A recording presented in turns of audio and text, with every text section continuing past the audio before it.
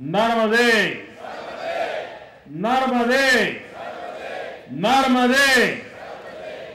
રાતો રાત આપણને 200 મેગાવોટ જે વીજળી મળતી હતી, રાતો રાત સ્વિચ બંધ કરી દીધી, हमने ચા પાડી દીધી।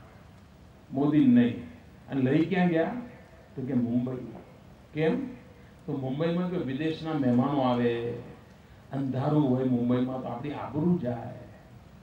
અમને સલાહ આપે છે ને, વિદેશી મહેમાનો આવે, ધોળિયાન કાળિયા આવે, એમને સારું લાગે અને અમારા ખેડૂતના ચહેરો ઉતરી જાય, એવું પાપ આ લોકોએ 2007માં કર્યું। આપણી વીજળી ઉપાડી ગયા, ધરાર ઉપાડી ગયા। અનેક રજૂઆતો કરી, આજ સુધી નથી માન્યું।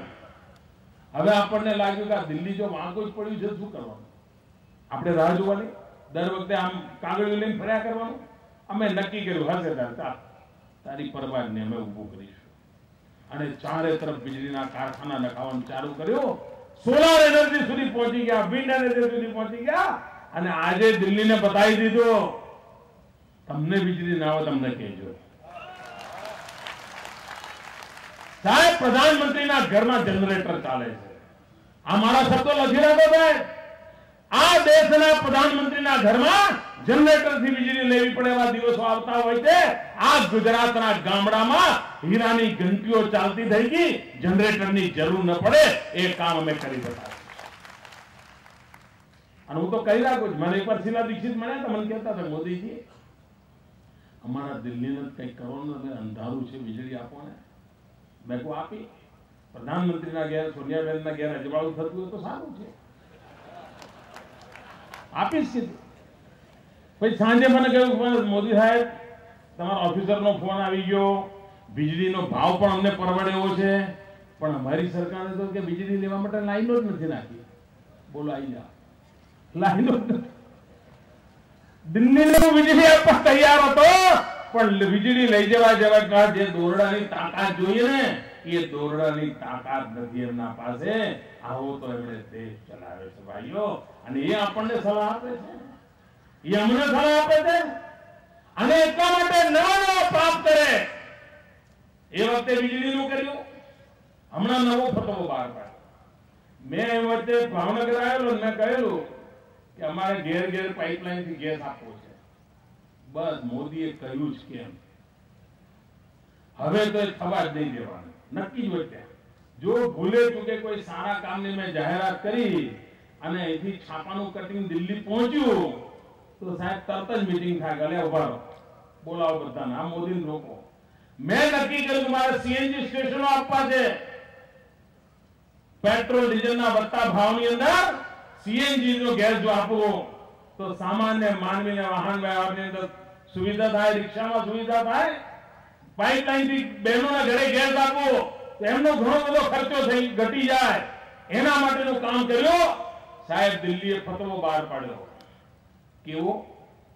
મોદીને પાઇપલાઇન નાખવાનો અધિકાર જ નથી, બોલાઈ જા, કહેવત મારે બોલવી નથી, પણ એમણે જે કર્યું તે રસ્તો મેં શોધી કાઢ્યો કે તમે પાઇપલાઇન નહીં નાખવા તો ગેસ નહીં નાખો, તો હું ટેન્કરમાં ગેસ લાવીશ અને બોટાદમાં સીએનજી કરીશ, ભાવનગરમાં પણ સીએનજી નું સ્ટેશન કરીશ।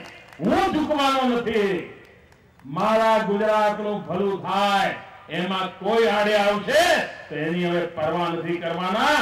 અને કોઈ અમને થકવી નાખવા માંગતું હોય તો અમે ગુજરાતની વિકાસ યાત્રામાં ક્યારે થાકવાના નથી। અને તમે તો થાકતા થાકતા બદલીઓ જ ભરો છો। 10 વર્ષમાં કેટલા નેતા બદલવા પડ્યા અમને? 10 વર્ષમાં કેટલા નેતા બદલવા પડ્યા? એક નેતાનું ગજું નથી એમના ત્યાં કે 10 વર્ષ મારી સામે ઉભો રહીને હાલી શકે। કારણે 50% પિલાણ બંધ થઈ ગયું। બોલો, આ દિલ્હીની સરકારને સમજણ નથી પડતી કે એમના એક ભૂલ ભરેલા નિર્ણયને કારણે સામાન્ય માનવીને કેટલી તકલીફ પડતી હોય છે એનો એમને અંદાજ નથી। કપાસિયા તેલનો ભાવ વધવાની પાછળ સીધી દિલ્હીની ડોક્ટર મનમોહનસિંહની કોંગ્રેસની સરકાર અને એની ખોટી નીતિઓ જવાબદાર છે। અને આ વાત હું જવાબદારીપૂર્વક કહું છું। તમે વિચાર કરો, ગેસની પાઇપલાઇન નાખવા ના દે, ખેડૂતોને હેરાન કરો, તકલીફ આપો. આજ એમણે કારસો રચાયો છે. પણ દિલ્હીની સલ્તનત કાન ખોલીને સાંભળી લે. તમારે ચૂંટણીઓ જીતવા માટે મોદી ઉપર જે જુલ્મ કરવો હોય કરો, હું કોઈ દિવસ ફરિયાદ નહીં કરું. પણ મહેરબાની કરીને મારા ખેડૂતોને રંજાડવાનું બંધ કરો. મહેરબાની કરીને મારા ગરીબોનું કેરોસીન લૂંટીને એમને ભૂખ્યા રાખવાના પાપ બંધ કરો. તમે કોલેજો બંધ કરાવીને, મેડિકલ કોલેજોના એડમિશનો બંધ કરાવીને ભાવનગરના છોકરાઓને રજળતા કરી મૂક્યા. ભાવનગર મેડિકલ કોલેજના છોકરાઓને રજળતા કરવાનું પાપ કર્યો. મહેરબાની કરીને ચૂંટણીઓ જીતવા માટે તમારી સત્તાનો, સરકારનો દુરુપયોગ કરીને મારા ગુજરાતના જુવાનિયાઓને તબાહ કરવાનું બંધ કરો. ક્યાં સુધી ગુજરાત સહન કરશે? મને બોલો, જે કેવું એ મને કહો. રોજ પોસ્ટર લગાવો, રોજ છાપામાં તમે અત્યારે એક એક શબ્દની જાહેરાત આપો છો ને, ડબલ આપો જાઓ. જે મારા વિરુદ્ધ ચિત્રામણ કરવું એ કરો. પણ આ ગુજરાતની પ્રજાને રંજાડો છો માત્ર રાજકીય ખાવા દેવા ખાતર. અને દિલ્હી સપના સમજીને આ ગુજરાત છે. નહેરુની સામે ઝૂક્યું નથી તો સોનિયાજીનો શું ક્લાસ છે? અરે ઇન્દિરાજીનો સિતારો ચમકતો હતો ત્યારે પણ ગુજરાતે ઝૂકવાની ના પાડી હતી. આ સરદાર પટેલના વારસદારો છે.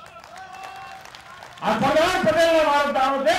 અમને ઝૂકવાનું મંજૂર નથી. અમે સત્યના માટે કામ કરીએ છીએ. અમે વિકાસના માટે કામ કરીએ છીએ. અમે પ્રજાના હિત માટે કામ કરીએ છીએ. અમારે વિકાસ સિવાય અમારો કોઈ મંત્ર નથી. અને વિકાસની આડે આવનારા લોકોને ગુજરાત ક્યારેય સહન નહીં કરે ભાઈ.